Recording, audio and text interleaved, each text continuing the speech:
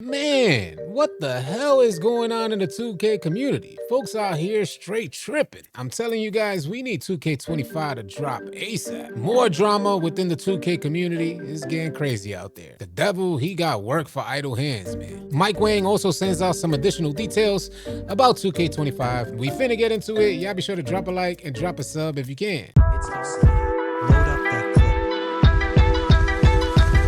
What's good, y'all? I'm AllCity. As always, appreciate you guys tuning in. As I mentioned in the intro, we got a bunch of drama taking place behind the scenes between some high-ranking members of the 2K community. Folks out there going at each other's head. To me, it seems completely unnecessary. We're gonna dive right into this drama, but before we do, I want to cover some tweets that Mike Wang sent out about some new details for 2K25. In this first tweet, Mike was asked, how does the dunk meter work in 2K25? How do you time it for the upcoming game? Mike responds, there are 3 meters in NBA 2K25. You have arrow, which is going to be the default. And to time this correctly, you want to release the button or stick the moment the little arrow meets the big one. And to time the 2 other meters correctly, he says for dial and ring, the ideal time to release is the moment those meters disappear. I imagine for a lot of us, it's going to take some getting used to. But if these new meters prove to be beneficial, because Mike Wang also sent out a message saying shot meters, they're no longer going to suffer latency. So what you guys see on screen in NBA 2K25 should be the exact timing for release if you guys are using a shot meter out there. How many of you guys are finna be meter demons on 2K25? Sound off in the comment section. Mike Wang shares some additional information about shot contests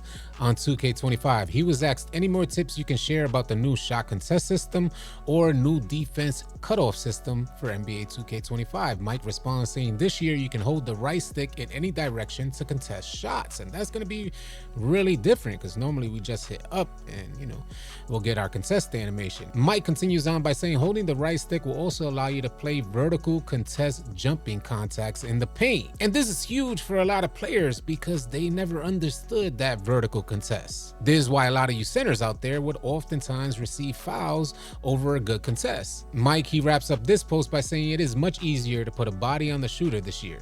If you want to avoid fouls, let go of that right stick. Mike, he shares some additional details about contests that I think a lot of you guys would be interested in. He says those collisions where blockers land on ball handlers that we've seen quite often in NBA 2K24, where ball handlers, they're trying to drive around the defense after a successful pump fake, have also been dialed way back. So it seems like they're not going to be calling those goofy fouls after a pump fake. A lot of times in 2K24, they were stopping the whole play. Even though you got them to pump fake, you're thinking it's an easy bucket after that. No, 2K calls a foul and now the whole play is stopped. Anyway, Mike wraps up this post by saying it's important not to jump around aimlessly on defense unless you want to give up easy buckets in the paint. It looks like we're going back to the old ways of 2K where you got to stay disciplined. I'm hoping that the hands up mechanic really works this year. In my opinion, 2K has always had an issue with that hands up mechanic. There may have been one year, maybe like in 2K19, that they got it right and then they just went away from it. A lot of people are still successful with hands up, but it's not as efficient as it once was that one time. And here's a random dribble tip that Mike sent out saying there's a new controller setting called passive dribble hand switches. Enabled allows the dribbler to play ambient crosses while standing still waiting for the play to develop.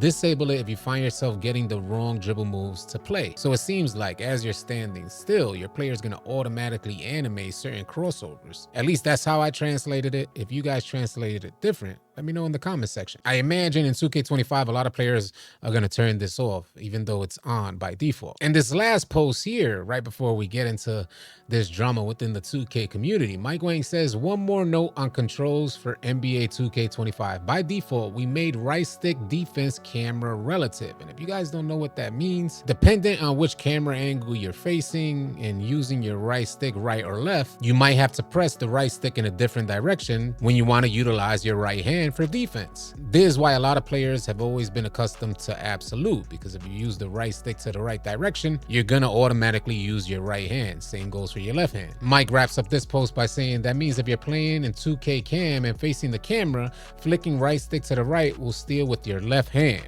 We felt this was more intuitive for the new cutoff feature coming to 2K25. With all the news we received for 2K25, it seems like it's going to be an offense heavy type of game. 2K, they've been trying hard hard to increase defense, but it always kind of falls apart. And I feel like 2K24 was a good year for defenders. It wasn't, a bad year, but I will not forget that 2K reintroduced the shading system, and it's just a completely broken mechanic. It seems irrelevant to whatever outcome comes out on the floor. The shading system tells ball handlers not to go in a particular direction by glowing red. They continue going in that direction right into a 99 defensive type of player, and they just get away with too much, even though 2K is telling them they're making mistakes. Sometimes I feel like 2K just dumbs the game down, waters it down to the point that nothing is kind of making any type of sense. 3 days ago, I re-downloaded 2K24. Last night, I ended up deleting it again. There's just a tremendous amount of error codes, crashes, lag outs. Not to mention gameplay, it just seems goofier than ever. Hella inconsistent. Let me know if you guys are experiencing the same thing on NBA 2K24. There is a theory that has been spreading through the 2K community for years now, saying that 2K makes the game worse at the end of every cycle so that you guys feel sick of the current game that you're on, in turn leaving a lot of players more inclined to purchase the next iteration of 2K. That's just a working theory within the 2K community. I don't know how true that is, but if you guys think 2K is that slimy, let me know your thoughts in the comment section below, because that's just a crackhead type of move. All offense to you crackheads out there. And now let's get into this drama that I mentioned in the beginning of the video. I would like to reference this post from that's EJ responding to Poor Boy Sin. Now, fair warning, I don't know the complete story behind this drama between EJ and Poor Boy, but I'll share with you guys what we do know. Poor Boy Sin sent out this initial message saying, if you my brother, then you can't watch EJ and watch me, with a smiley and crying face emoji. EJ ends up responding saying, here's a grown man with kids tweeting about me at 7:30 in the morning, shaking my head. These dudes be fans for real. This ninja, so irrelevant. Last time I seen him was shaking his meds on stream, wagering Ticino, with a bunch of crying face emojis. If any of you guys have more details about this drama that's ongoing between EJ and Poor Boy, DM me on Twitter. And if you make it on over to Twitter to DM me, drop a follow if you can. And it seems like this drama that Poor Boy is getting into doesn't stop at EJ. Badge Plug sent out this post that I referenced yesterday. He says, logos and community day set the 2K community back so many years. Actually insane to me how many people absolutely don't need either of those, but bend over backwards for them. Poor Boy Sin responds saying, it's been years and you still talking about the same ish. Just be grateful. Man, when I saw that after seeing the post from EJ, I'm like, what is going on? Folks out here crashing. Ja ended up sending out this post to Poor Boy saying, you were only good in 17, 18, 19, and 20. You haven't made a name for yourself gameplay wise on any next gen 2K. Poor Boy was definitely not gonna take that sitting down. He responds saying, the part that make your head hurt is you know me and nobody knows you. Wear your glasses more, clown, loser, bum. Now you could tell folks, they really upset when they make absolutely like 0 sense. I wonder what would happen if Ja was face to face with Poor Boy right there. I would like to reference this next post sent out by Zalmi that Poor Boy responded to. Zalmi says, EJ is entertainment and he's fun to watch. He's not cocky like the rest of the streamers. Why you hating on EJ for? Poor Boy says, I got no hate. He spoke on my name many times. You don't know the half. F him. Poor Boy, he straight opened up the window and said, all right, put on his cape. Flew right out. I was trying to tell you how this was some real drama taking place, and these are some prominent figures in the 2K community. I want to reference this next post that Ja sent out. Poor Boy Sin proceeds to engagement farm off of my name. Ja continues on by saying, I don't think you want to bring family into this, little bro. I will absolutely roast you if you want to go there. Just let me know. Ooh, since when did Ja get crazy? And that was in direct response to the tweet that Poor Boy sent out about Ja, saying, you a beast, stop tagging me. Effing loser. You got no kids, no wife, just a loser. You never did nothing in the 2K community. Don't try and beef with me. I spoke my mind. You a real engagement farmer. Effing loser. We haven't had beef like this in the 2K community for years. And to wrap up this whole drama segment, I want to reference this post from EJ saying, I'm about to hit 200K on YouTube in a year. And I tell you guys, it's been a beautiful thing from my perspective to see EJ just skyrocket up to the top. He's a grinder, his work ethic is there, and oftentimes he seems like he stays out the way. EJ goes on to say, I'm packing my bags to catch flights,